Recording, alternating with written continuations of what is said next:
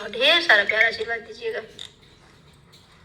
अंगने में ठाढ़े कवन देई स्वामी से अरज करई, स्वामी से अरज करई हो। स्वामी आज मोरे छठिया बरहिया ननद लइके आवा, ननद लइके आवऊ हो। स्वामी आज मोरे छठिया बरहिया ननद लइके आवऊ, ननद लइके आवऊ हो। एतनी बचन सुने स्वामी सुनहि नाही पाए, सुनहि नाही पाए नी हो। बहिनी घोड़े पीठी भये सवार बहिनी आनई गाए, बहिनी आनई गाए नी हो।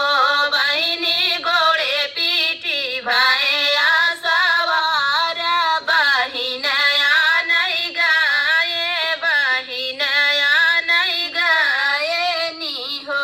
भैया के देखै बहिनिया से भैया से पूछई त भैया से पूछई हो।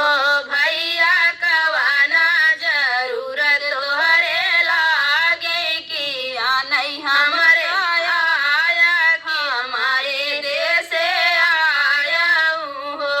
भैया कवाना जरूरत तोहरे लागे कि आया हमरे देश से, कि आया हमरे देश से हो। सुना मोरी बहिनी दुलारी तो हई हमारी प्यारी, तो हई हमारी प्यारी हो। बहिनी आजू मोरे छठिया बरहिया तो हई आनई आए, तो हई आनई आए हो। बहिनी आजू मोरे छठी